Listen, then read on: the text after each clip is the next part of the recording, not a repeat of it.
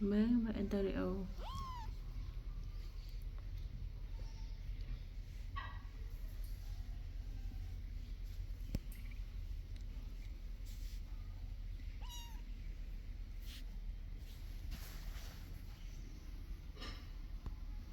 Đừng ngất đang coi bằng coi mà khơi này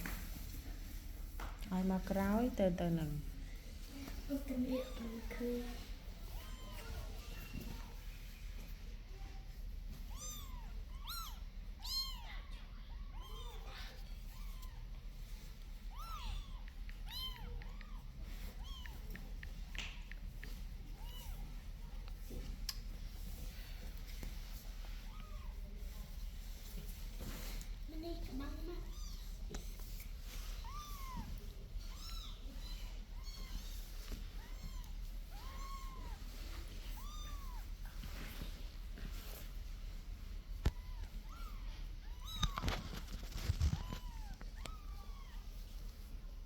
tha cầm ơi hơi tới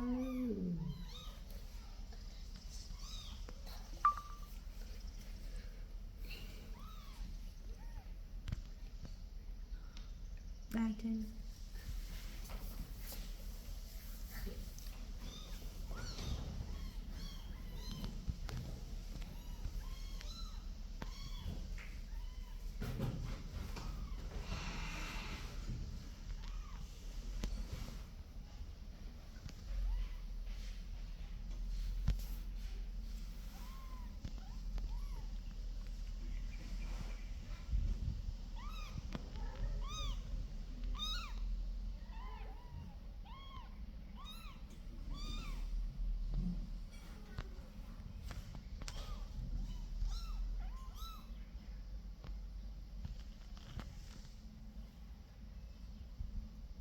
tôi vô mai đi tới anh mầm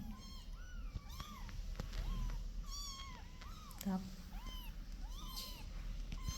tôi vô mai đi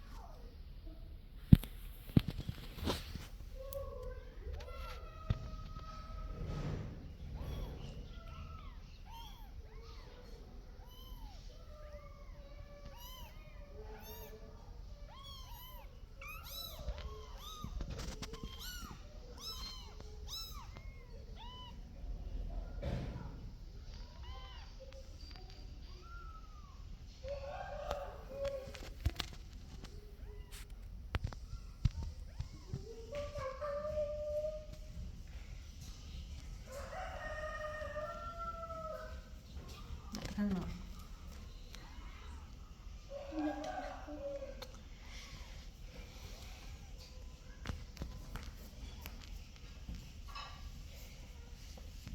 tên là ngày hay lực tràn đỏ cô đã mới chật luôn lực tràn đỏ cô em mầm đã tên